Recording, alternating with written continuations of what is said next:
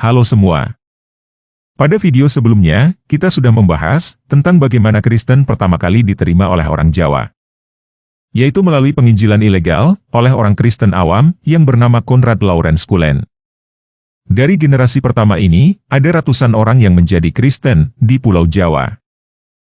Selanjutnya kita juga sudah membahas tentang bagaimana Kristen mulai menjadi populer di kalangan masyarakat Jawa, yaitu melalui penginjilan seorang murtadin pribumi yang juga seorang petapa sakti, bernama Kiai Ibrahim Tunggul Wulung.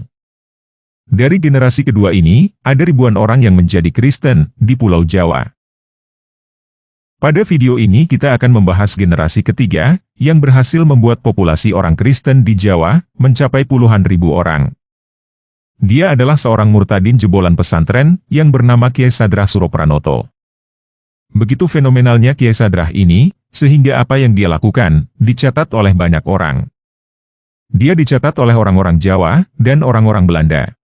Dicatat oleh orang-orang yang suka dengan dia, dan juga oleh orang-orang yang tidak suka dengan dia. Artinya, Kiai Sadrah ini adalah tokoh sejarah, bukan tokoh dongeng. Dan peristiwa yang akan kita bahas, benar-benar pernah terjadi. Seorang anak petani miskin yang tidak dikenal, tidak punya paras yang tampan, maupun tubuh yang gagah, sehingga orang-orang memandangnya sebelah mata. Namun dia bukan hanya berhasil mengangkat dirinya sendiri, tetapi para pengikutnya juga, sehingga menjadi setara dengan orang-orang Belanda. Bukan hanya itu, dia bahkan sampai membuat seorang pejabat tinggi Belanda dipecat dari kedudukannya. Oleh karena itu, video ini bisa bermanfaat untuk kamu yang merasa bahwa kamu bukan siapa-siapa. Karena pada video ini, kita akan membahas kenapa Kiai Sadrah, yang bukan siapa-siapa, bisa sangat sukses di dalam pekerjaannya, melebihi orang-orang lain di generasinya, bahkan di generasi-generasi sebelumnya, yang merupakan keturunan bangsawan dan keturunan Belanda. Kita akan membahas bagaimana cara Kiai Sadrah dalam menghadapi segala tekanan, rintangan, dan serangan yang ada, baik dari orang-orang Islam, maupun dari orang-orang Belanda. Video ini juga penting untuk teman-teman yang bekerja di bidang kerohanian Kristen, baik yang melayani di gereja, majelis, pendeta, pastor, dan terutama penginjil. Karena kita akan membongkar kunci sukses Kiai Sadrah. Oleh karena itu, saya berharap kita bisa belajar menerapkannya di gereja tempat teman-teman berada, dan bahkan di dalam kehidupan sehari-hari teman-teman. Oke, kita mulai aja ya.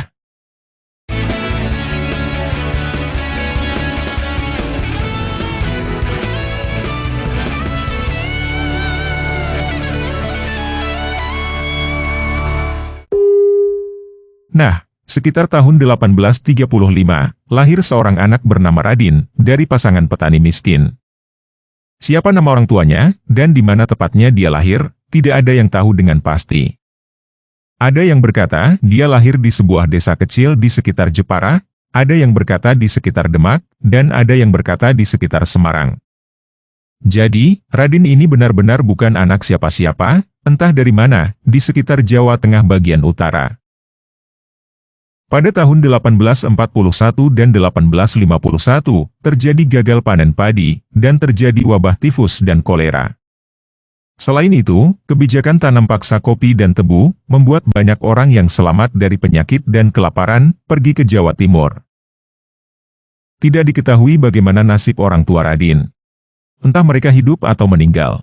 Tetapi yang pasti, sejak kecil Radin sudah pergi ke sana kemari, meminta belas kasihan, untuk bertahan hidup. Mungkin pada saat itu, usia Radin belum sampai 10 tahun. Orang pertama yang tercatat menampung Radin, bernama Siskanoman. Dia dikenal juga dengan nama Pak Kurmen, atau Kiai Kusen. Dari Kiai Kusen ini, Radin belajar ngelmu, seperti penyembuhan alternatif, menggunakan mantra, air ludah, dan bahkan air kencing. Entah Kiai Kusen menganggap Radin sebagai apa, tetapi Radin menganggap Kiai Kusen sebagai bapak angkatnya. Setelah menumpang dan belajar dari Kiai Kusen, Radin mengembara dari pesantren ke pesantren, dalam rangka mencari ilmu dan belajar agama. Pada saat itu, pesantren adalah satu-satunya model sekolah yang ada, dan terbuka bagi siapapun. Bahkan pesantren-pesantren itu punya wakaf, yang bisa digunakan oleh anak miskin seperti Radin, untuk bertahan hidup. Kondisi Radin ini membuat dia tidak sungkan untuk bertemu siapapun dan meminta pertolongan. Jadi, sejak kecil dia sudah terbiasa menerima pertolongan dan juga menerima penolakan. Radin mengembara dengan berjalan kaki sampai ke daerah Jombang. Pada saat itu, di situ sudah ada desa-desa Kristen, hasil penginjilan Konrad Lorenz Cullen. Antara tahun 1851 sampai 1858, berarti ketika Radin berusia antara 16 sampai 25 tahun, dia pergi ke desa Mojowarno dan bertemu dengan seorang penginjil resmi dari Belanda, bernama J.L.J. Jelesma. Jelesma melayani Radin dan mengajarkannya tentang kekristenan, tanpa memandang rendah Radin, yang adalah seorang pribumi miskin. Ini adalah pertama kalinya, Radin bertemu dengan orang-orang Kristen, orang Belanda, dan belajar tentang kekristenan. Tetapi pada saat itu, Radin tidak memutuskan untuk menjadi seorang Kristen. Dia berjalan kaki, sampai ke Ponorogo. Pola pengembaraan dia, adalah masuk dari pesantren ke pesantren, sambil belajar berbagai hal. Dia belajar bahasa Jawa dan bahasa Arab, belajar baca tulis, dan tentunya belajar agama Islam, kejawen, dan lain sebagainya, dari guru ke guru. Sehingga bisa dikatakan, dia menjadi lebih banyak pengetahuan, daripada orang-orang Jawa pada umumnya. Entah sampai kapan di Ponorogo, tetapi akhirnya dia memutuskan untuk kembali ke Jawa Tengah. Tepatnya ke Semarang, untuk belajar dari orang-orang Arab, dan para haji di situ. Ketika itu dia menambahkan nama Abbas, di belakang nama Radin, supaya terdengar lebih ke Arab-Araban. Kemudian, di situ dia berjumpa kembali dengan gurunya yang pertama, Kiai Kusen. Tetapi kali ini, Kiai Kusen sudah menjadi orang Kristen, karena kalah adu ilmu dari Kiai Ibrahim Tunggul Wulung. Melihat bekas gurunya menjadi murid Kiai Ibrahim Tunggul Wulung, Radin Abbas memutuskan untuk berguru kepada gurunya bekas guru dia. Dari sini kita bisa melihat bahwa di dalam budaya Jawa, ketika seorang kiai atau seorang guru pindah agama, maka para santri atau para muridnya ikutan pindah agama mengikuti gurunya. Nah, di daerah Jawa Utara pada waktu itu, sudah ada orang-orang Jawa yang menjadi Kristen. Bahkan pada waktu itu, sudah ada dua grup orang Jawa Kristen, yaitu Kristen Londo dan Kristen Jowo. Kristen Londo adalah orang-orang Jawa Kristen yang mengikuti penginjil resmi yang diakui Belanda. Sedangkan Kristen Jowo adalah orang-orang Jawa Kristen yang mengikuti penginjil pribumi ilegal, seperti Kiai Ibrahim Tunggul Wulung. Bisa kita katakan, Kristen Londo adalah arus utama, sedangkan Kristen Jowo adalah bidat. Tetapi jumlah bidat Kristen Jowo jauh lebih banyak daripada arus utama Kristen Londo. Ada sumber yang mengatakan bahwa ada kalanya, setiap Sabtu Radin jalan kaki ke kota Semarang untuk mengikuti kebaktian di gereja Kristen Londo yang dipimpin oleh penginjil resmi Belanda bernama Hoezo. Bahkan ada yang mengatakan bahwa Radin sempat ikut katekisasi yang diadakan oleh Hoezo. Jadi, Radin Abbas belajar tentang kekristenan Londo dari Hoezo dan kekristenan Jowo dari Kiai Tunggul Wulung. Radin Abbas sering diajak Kiai Tunggul Wulung untuk memberitakan Injil dan ngadu ilmu. Sampai pada tahun 1865, Radin Abbas dibawa oleh Kiai Tunggul Wulung ke Batavia, yang sekarang kita sebut Jakarta, untuk bertemu dengan seorang wakil ketua Mahkamah Agung, bernama Frederik Lodewijk Anting.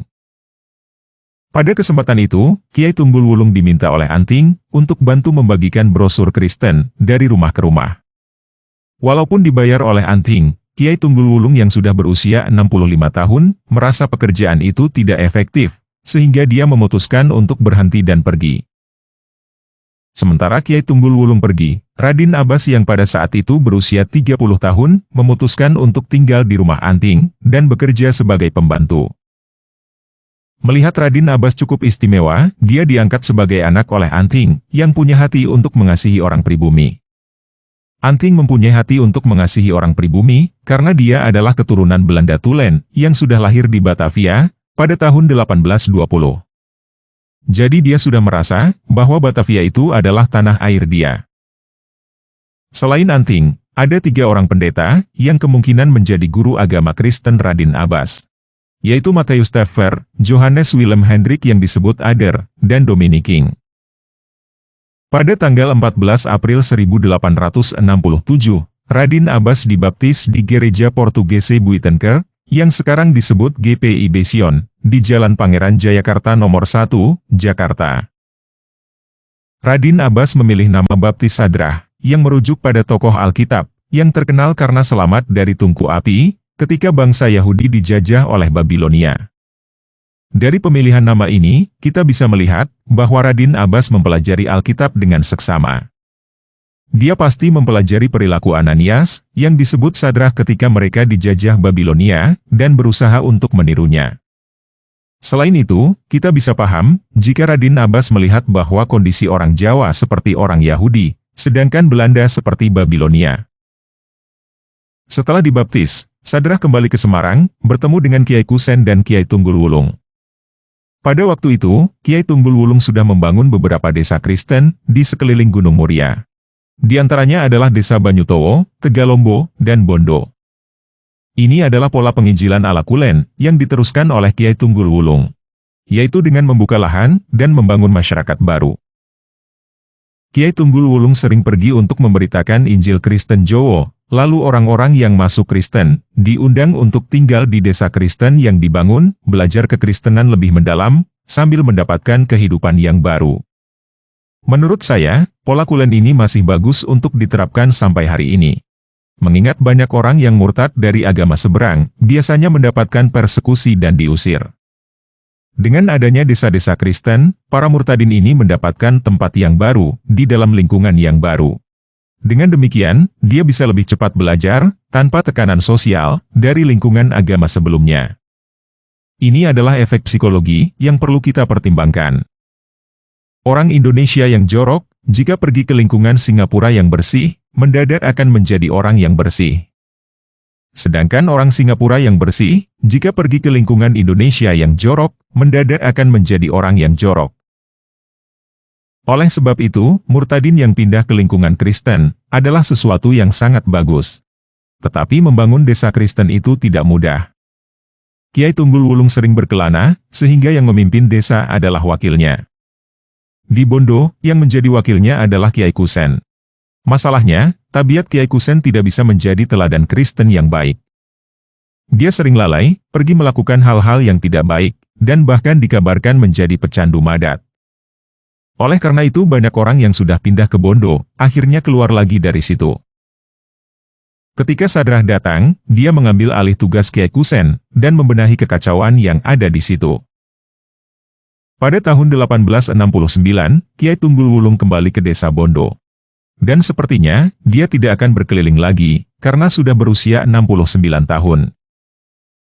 Tidak diketahui apa penyebab sesungguhnya, Kiai Tunggul Wulung berselisih paham dengan Sadrah. Dari sisi Sadrah, katanya karena ternyata Kiai Tunggul Wulung pernah punya 2 istri. Ada kemungkinan, sebenarnya karena Sadrah tidak cocok dengan cucu Kiai Tunggul Wulung, dari istri pertamanya, yang bernama Ratiman. Kita tidak tahu alasan dari sisi Kiai Tunggul Wulung, tetapi akhirnya, Kiai Tunggul Wulung mengusir Sadrah dari desa Bondo. Setelah diusir, Sadrah pergi berjalan kaki, menuju Kediri. Di situ, sudah ada desa Kristen seperti di Mojowarno, dan ada seorang penginjil resmi, bernama Poensen. Setelah dari Kediri, dia pergi ke Purworejo. Di situ dia bertemu dengan suami istri, yang sama-sama keturunan campuran Indo-Belanda. Suaminya bernama Johannes Carolius Philips, dan istrinya bernama Christina Petronella. Mereka biasanya dipanggil Tuan dan Nyonya Philips. Nyonya Philips pernah bertemu dengan beberapa penginjil, termasuk Kiai Tunggul Wulung. Kiai Tunggul Wulung mendorong Nyonya Philips untuk tidak ragu memberitakan Injil kepada orang Jawa. Oleh karena itu, Nyonya Philips mulai aktif memberitakan Injil sejak tahun 1859.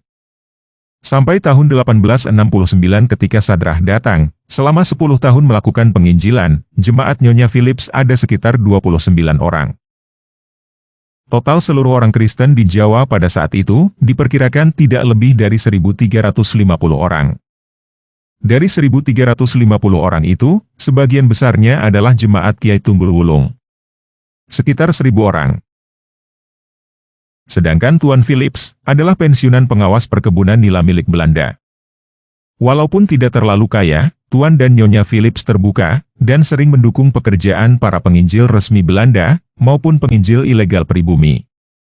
Mereka menyediakan tempat makanan dan pakaian bagi para penginjil maupun para murtadin yang diusir.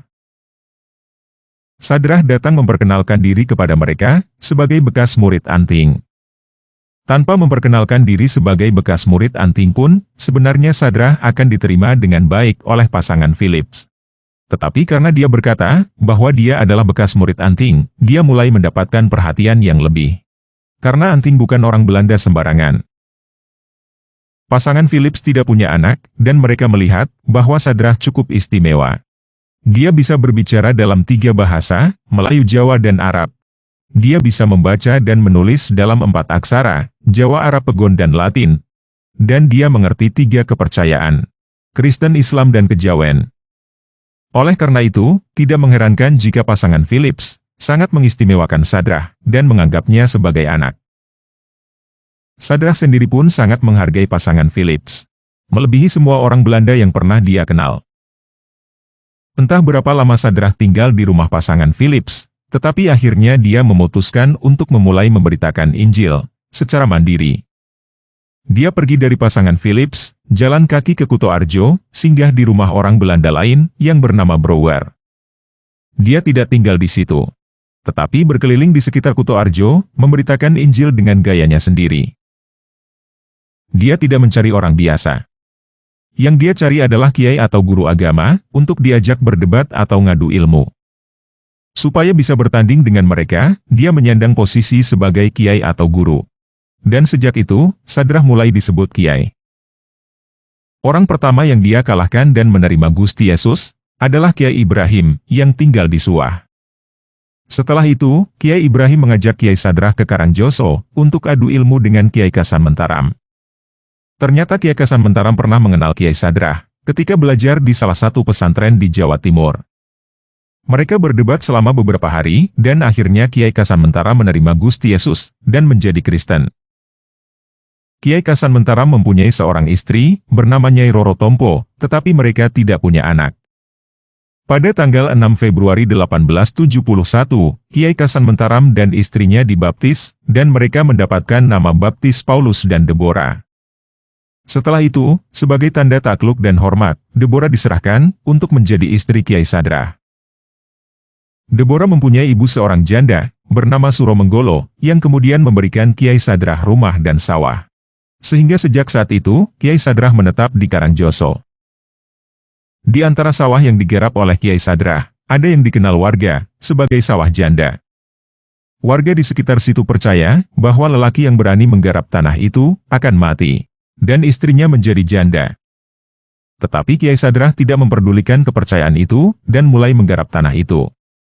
Oleh karena itu, warga sekitar pun mulai mengenal Kiai Sadrah sebagai orang yang tidak takut mati, dan tidak takut setan, jin, dan hantu.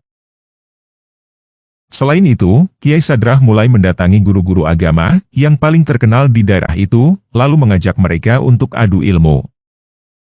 Aturan main yang disepakati sebelum dimulai adu ilmu adalah jika Kiai Sadrah kalah, maka dia akan kembali mualaf masuk Islam. Sedangkan jika lawannya kalah, maka dia akan murtad dan masuk Kristen. Karena Kiai Sadrah paham betul tentang Islam dan bahasa Arab, ditambah dia mengetahui tentang Kristen dan lainnya, dia tidak pernah kalah. Yang menarik adalah, walaupun Kiai Sadrah mampu berbahasa Arab, dia menghindari perdebatan di dalam bahasa Arab. Ketika ada yang mengajak dia berdebat di dalam bahasa Arab, dia menjawab dalam bahasa Arab, "Saya bukan orang Arab, kamu juga bukan orang Arab. Jadi untuk apa kita berdebat di dalam bahasa Arab?" Dari sini kita bisa melihat kecerdasan Kiai Sadrah. Dia menggiring lawannya untuk bertanding di bidang yang lebih dia kuasai daripada lawannya. Ini pun bisa teman-teman lakukan.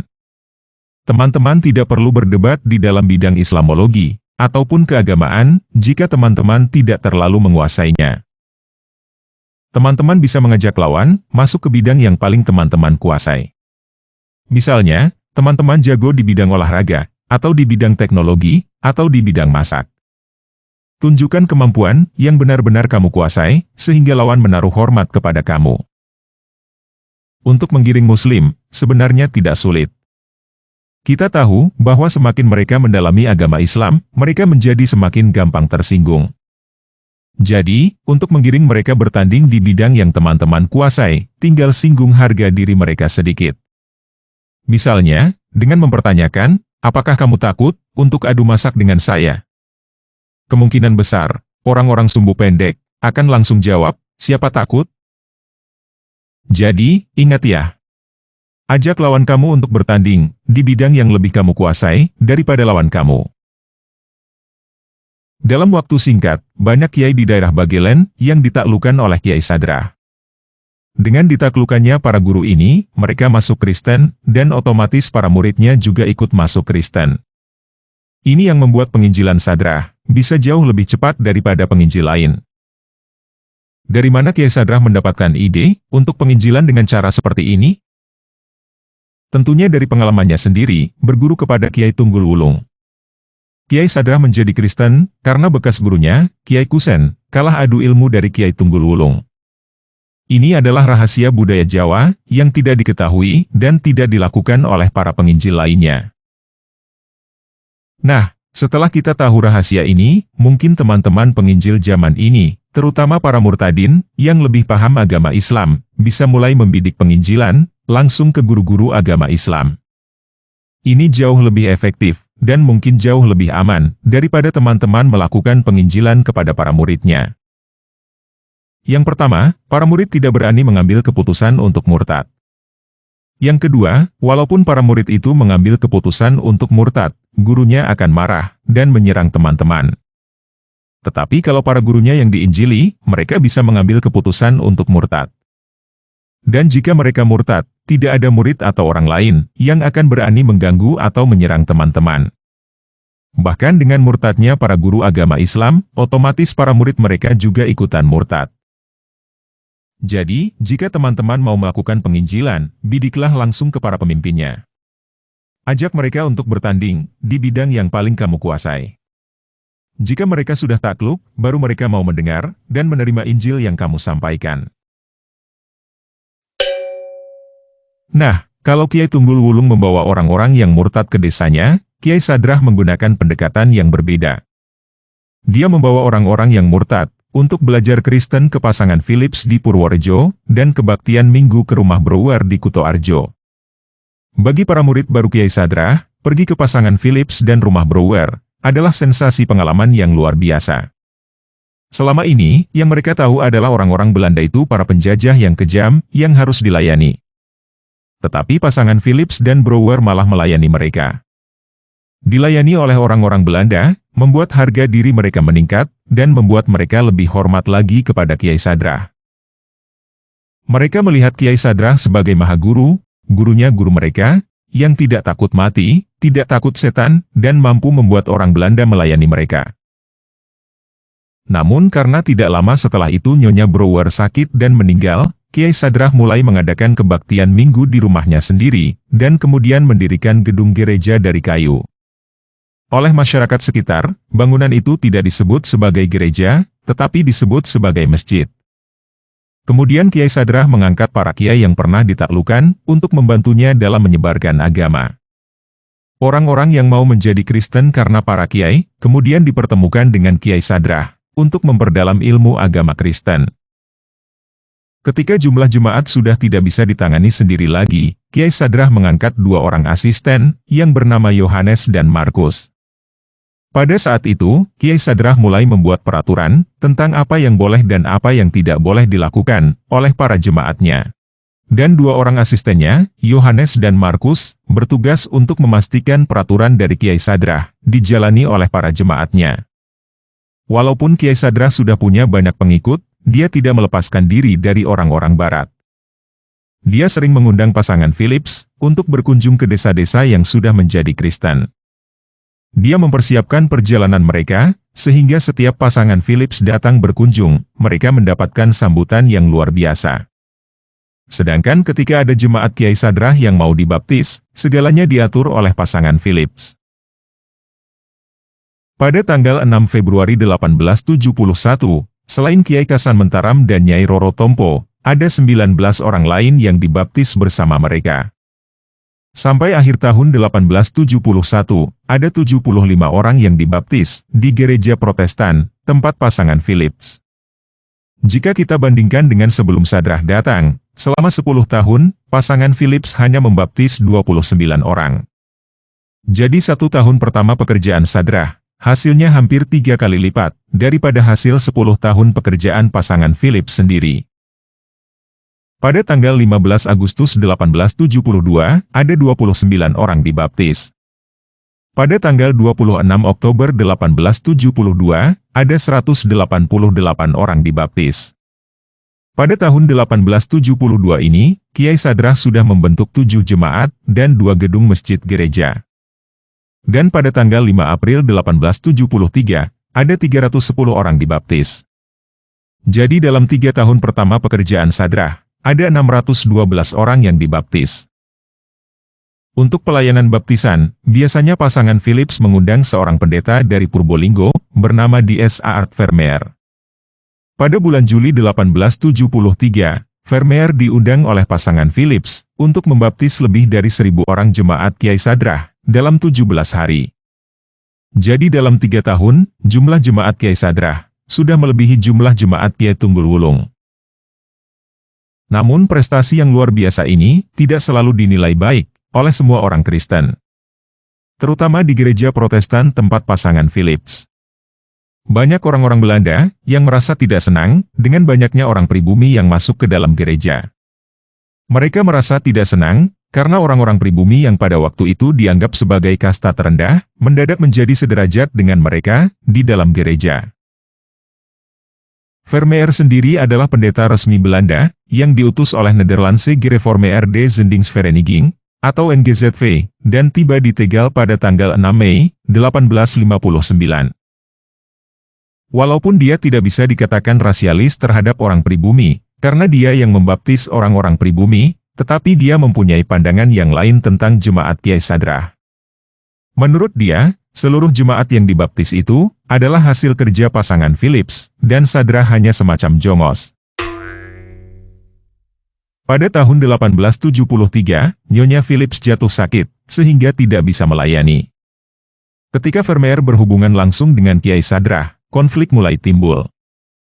Vermeer mulai mengeluarkan tingkah, menyuruh-nyuruh Kiai Sadrah, seperti layaknya seorang jongos. Tetapi Kiai Sadrah tidak mengikuti kemauan Vermeer. Dari situ Vermeer merasa bahwa pribumi ini sudah mulai kurang ajar, berani melawan orang Belanda. Ditambah lagi, akhirnya Vermeer mengetahui bahwa tidak ada satupun jemaat Kiai Sadrah yang menuruti perkataan dia. Semua jemaat Kiai Sadrah tidak mengikuti perintah siapapun, kecuali perintah Kiai Sadrah. Vermeer menemui Kiai Sadrah dan menggunakan nama Tuan Phillips untuk menekan Kiai Sadrah. Vermeer tidak menyadari bahwa tindakannya itu bukan hanya tidak berhasil, karena Kiai Sadrah memang tidak bergantung pada pasangan Phillips, tetapi juga membuat hubungan Kiai Sadrah dengan Tuan Phillips menjadi agak retak. Semenjak saat itu, Kiai Sadrah melarang jemaatnya untuk dibaptis oleh Vermeer. Vermeer yang masih tidak paham, malah menjadi lebih kasar lagi. Dia bukan hanya menuduh Kiai Sadrah mencuri domba-domba pasangan Phillips, tetapi juga menuduhnya mendirikan sekte sesat. Perlu diakui, bahwa orang-orang yang masuk Kristen karena Kiai Sadrah, mungkin mempunyai berbagai macam motivasi, berbagai macam pemikiran, dan belum tentu mengerti betul apa itu Kristen. Ada yang menjadi Kristen, supaya bisa dilayani oleh orang Belanda, atau supaya hari Minggu bisa bebas dari kerja paksa, atau alasan lainnya. Di dalam penginjilannya, Kiai Sadrah menjelaskan bahwa Yesus Kristus adalah Sang Ratu Adil yang ditunggu-tunggu oleh orang Jawa untuk membebaskan mereka dari segala bentuk penjajahan. Tetapi perkataan ini bisa berubah di masyarakat awam yang paling bawah. Ada orang-orang yang menangkap pesan itu sebagai berikut. Kiai Sadrah adalah titisan Yesus Kristus, dan Kiai Sadrah akan menjadi Ratu Adil yang akan membebaskan orang Jawa dari penjajahan Belanda. Perkataan ini terdengar oleh Vermeer, dan dia menuduh Kiai Sadrah lah yang mengajarkannya demikian. Oleh karena itu, hubungan Kiai Sadrah dengan orang Belanda menjadi terputus sejak tahun 1874 sampai 1876. Tidak ada pencatatan pembaptisan pada waktu itu.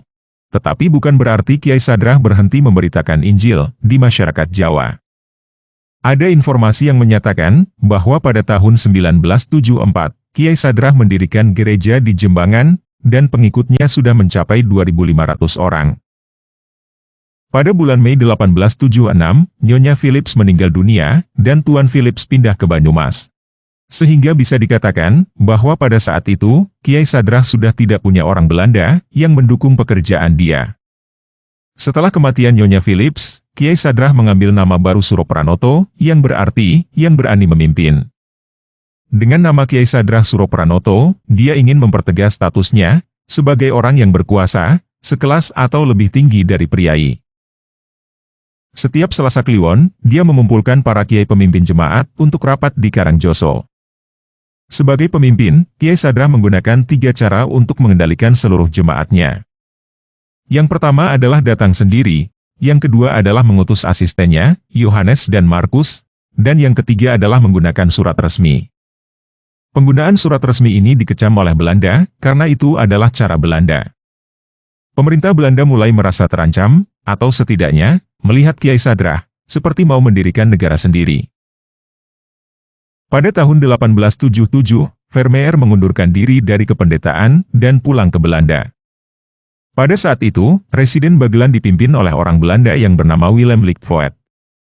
Dia tidak suka dengan Kiai Sadrah, dan berniat untuk menyingkirkan dia, karena Kiai Sadrah dinilai bisa menjadi ancaman. Oleh karena itu, Lichtvoet melakukan 2 hal. Yang pertama adalah mendatangkan kembali seorang pendeta, bernama Troostenburg de Bruijin, ke gereja Protestan. Yang kedua, meminta NGZV untuk mengutus seorang penginjil ke Bagelan untuk membina orang-orang Kristen Jawa. NGZV menanggapinya dengan mengutus seseorang yang bernama Bieger. Kedua orang ini berusaha mendekatkan diri kepada Kiai Sadrah, tetapi mereka tidak berhasil. Masalahnya bukan karena doktrin keagamaan, tetapi karena Kiai Sadrah menyadari bahwa mereka berusaha untuk merebut jemaat dan menyingkirkan dia. Orang-orang Belanda ini mempunyai pemikiran yang sama dengan Vermeer. Kiai Sadrah adalah kultus sesat yang mencuri domba-domba Nyonya Philips. Kemudian Bieger menulis 9 tuduhan untuk menyingkirkan Kiai Sadrah. Tuduhan-tuduhan itu adalah menggunakan gelar Raden Mas Ngabehi dan nama Suropranoto. Dipanggil Bopo, Guru, Imam, dan Gusti. Dicium tangan dan kakinya. Menggunakan payung kebesaran warna putih ketika ada acara tertentu. Mempunyai dayang-dayang. Ketika bepergian, dikawal oleh para abdi yang membawa senjata perak. Menjual keris yang diberkahi. Memperlihatkan tanda di kaki dan tangan setelah menghilang selama 3 hari. Dan menyatakan diri sebagai Kristus. Bieger meminta kepada para penguasa Belanda, para penguasa pribumi, pendeta Troostenburg de Bruijin, dan lainnya, untuk membantunya menyingkirkan Kiai Sadrah. Pendeta de Bruijin meminta pemerintah mengadakan angket, dan angket tersebut diadakan. Namun ternyata, angket tersebut malah membuktikan bahwa Kiai Sadrah tidak bersalah. Berita ini dengan cepat tersebar, dan Kiai Sadrah semakin dianggap sakti. Karena pemerintah Belanda menjadi mengakui bahwa Kiai Sadrah tidak bersalah. Oleh karena itu, Kiai Sadrah bahkan mendapatkan status yang lebih tinggi lagi. Dan bagi sebagian orang Jawa yang tidak paham, hal ini malah dianggap sebagai pengakuan pemerintah Belanda atas kepemimpinan Kiai Sadrah. Pada tahun 1878, Vermeer kembali ke Purworejo, dan datang penginjil baru bernama Heiting. Vermeer tidak kembali menjadi pendeta, tetapi menjadi penginjil lepasan yang tidak dibayar oleh pemerintah. Sedangkan Heiting datang untuk menjadi pendeta di gereja Protestan, menggantikan Troostenburg de Bruijin. Seperti para pendahulunya, Heiting juga melihat bahwa jemaat Kiai Sadrah adalah domba-domba Nyonya Philips. Dan karena Nyonya Philips adalah orang gereja Protestan, maka jemaat Kiai Sadrah harus dimasukkan menjadi jemaat gereja Protestan. Jadi pada saat itu, ada beberapa penginjil arus utama yang fokusnya bukan memberitakan Injil kepada mereka yang belum pernah mendengar, tetapi fokus berusaha mencaplok hasil kerja Kiai Sadrah. Para pengikut Kiai Sadrah mengetahui hal ini, dan bagi mereka, ini adalah sebuah kebanggaan tersendiri. Ada banyak orang Belanda yang iri hati kepada guru mereka, yang merupakan seorang Jawa pribumi, dan berusaha menjatuhkannya, tetapi tidak bisa.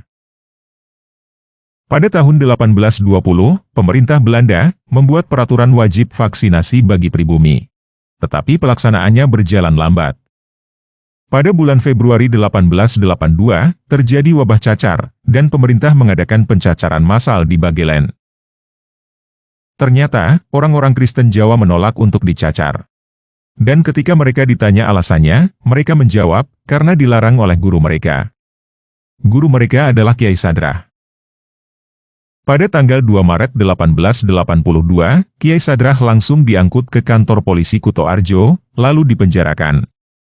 Residen Lichtenvoorde mengambil kesempatan ini untuk menyingkirkan Kiai Sadrah dan memberikan kesempatan bagi Bieger untuk merebut jemaatnya. Haitink yang tahu hal tersebut merasa keberatan. Dia langsung menulis surat peringatan kepada Residen Lichtenvoorde bahwa dia tidak punya wewenang untuk melakukan hal itu. Haitink mengklaim bahwa jemaat Sadrah itu bukan hasil penginjilan NGZV, tetapi hasil penginjilan Nyonya Philips dari gereja Protestan.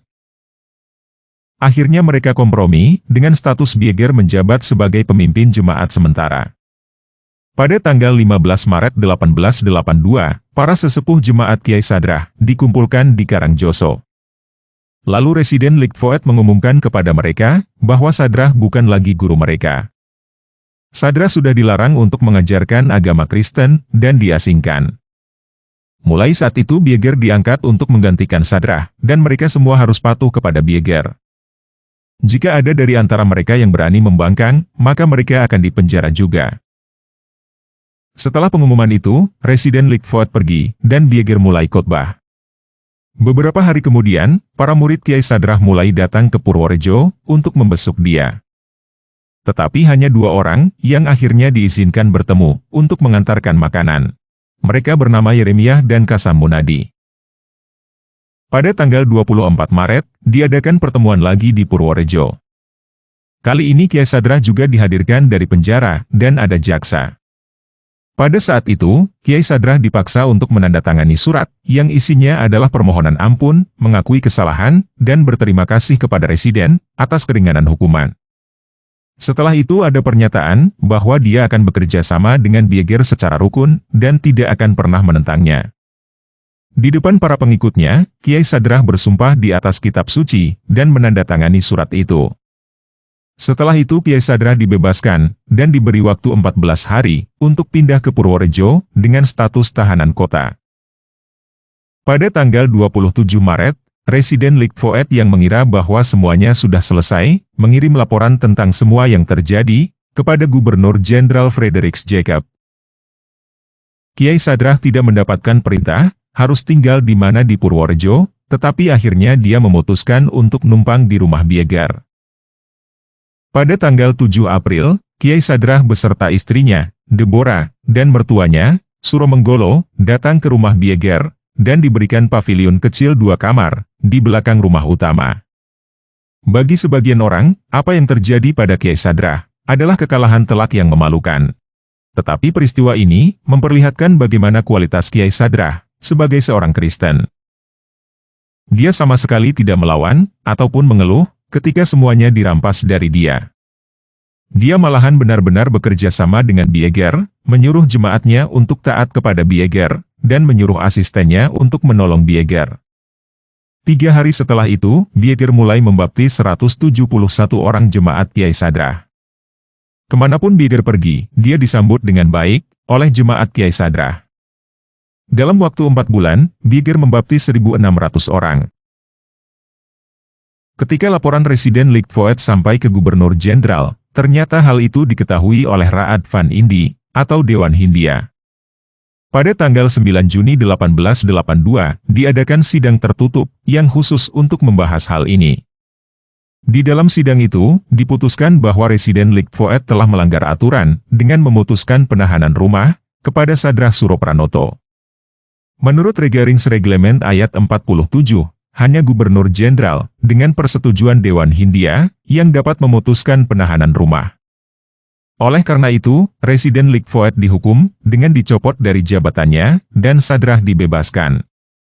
Mengenai penentangan Sadrah terhadap pencacaran, diputuskan bahwa Sadrah cukup diberikan peringatan saja.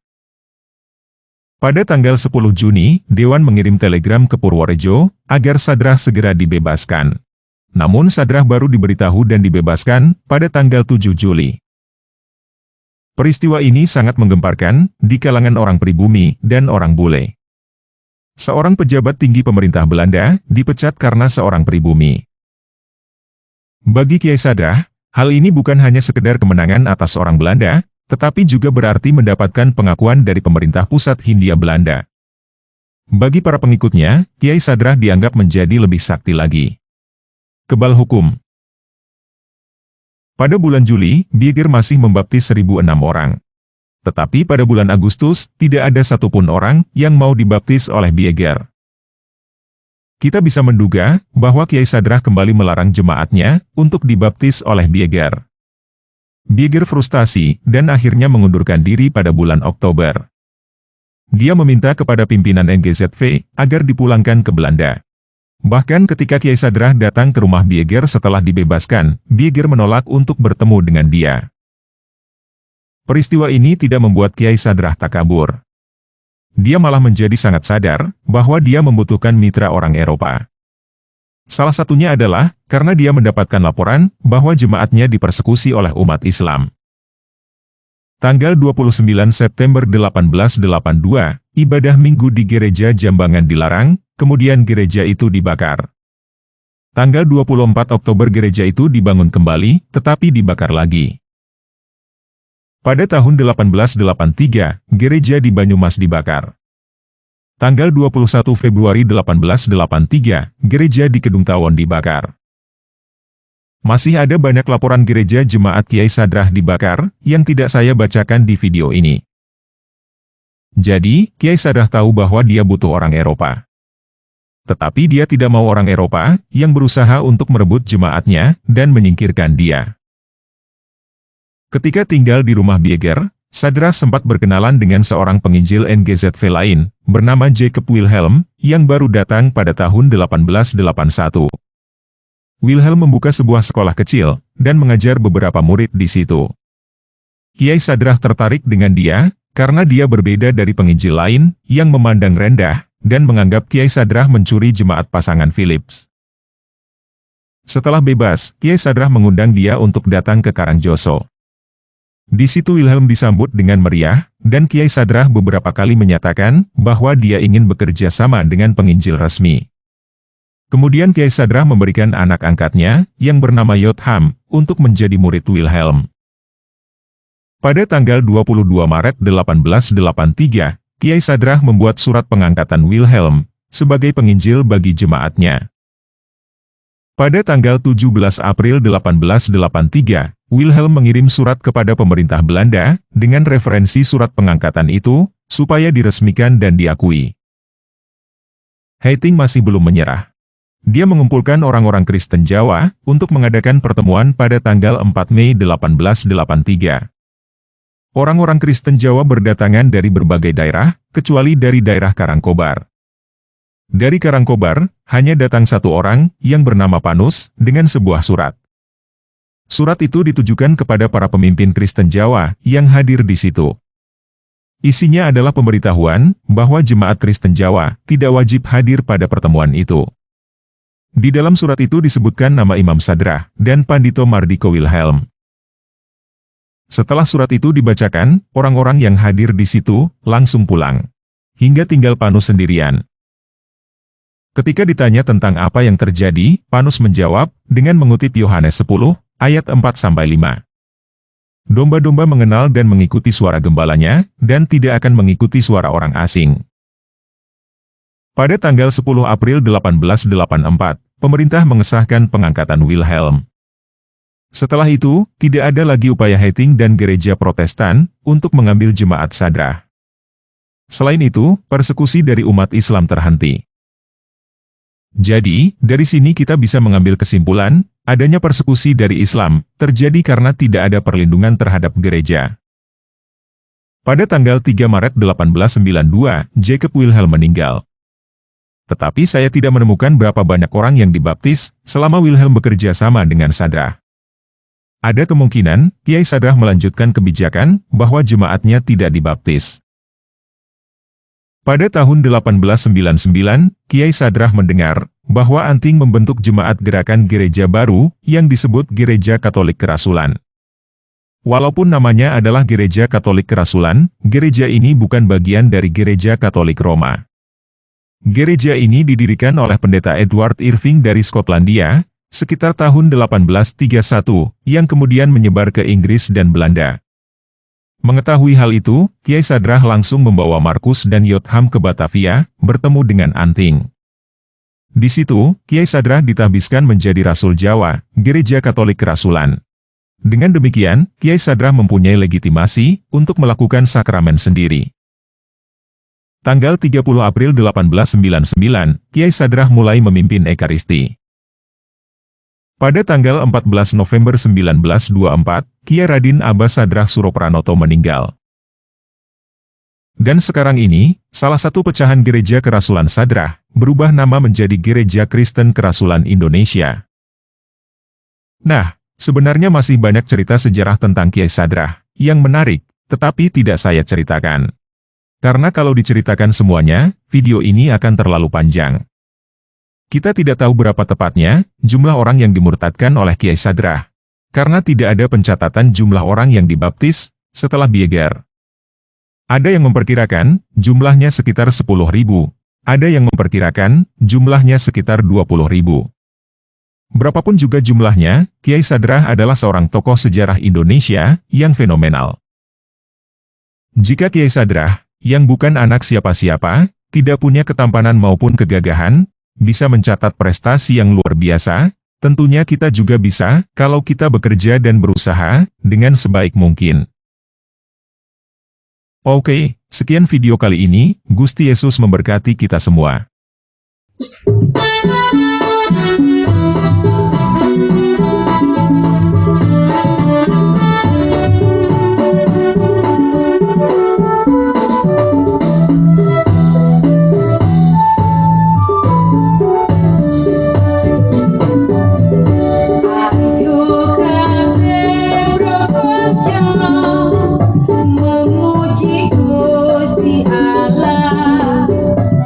Rawan hati sumber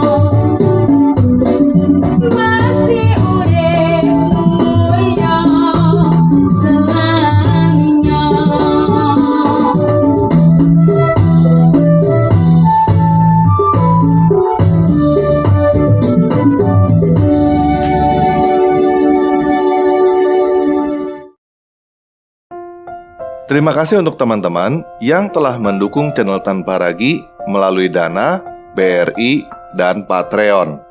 Selain itu, kami juga berterima kasih kepada teman-teman yang telah memberikan super chat, super thanks, dan menjadi member channel. Karena dukungan dari teman-teman, kami bisa melakukan berbagai pekerjaan, baik yang terlihat maupun yang tidak terlihat.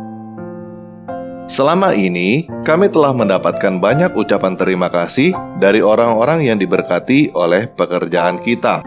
Oleh karena itu, kami ingin memberitahukan kepada teman-teman yang telah mendukung channel Tanpa Ragi bahwa ada bagian kamu di dalam terima kasih yang kami dapatkan. Kami tidak dapat memberikan sesuatu yang lebih kepada teman-teman yang telah mendukung, selain berdoa supaya Tuhan memberkati kamu, keluarga kamu, dan apapun yang kamu kerjakan. Kita percaya bahwa Tuhan kita melihat apa yang kita kerjakan secara tersembunyi dan akan memberikan upahnya. Buat teman-teman yang belum bisa mendukung kami secara keuangan, teman-teman tidak perlu berkecil hati. Karena teman-teman juga sudah mendukung kami jika teman-teman subscribe, memberikan jempol, dan membagikan link video ini ke kerabat dan media sosial lainnya. Oleh karena itu, kami juga berdoa supaya Tuhan memberkati kamu, keluarga kamu, dan apapun yang kamu kerjakan. Oke, sekian video kali ini. Yesus Kristus penguasa saya beserta kita. Sampai jumpa.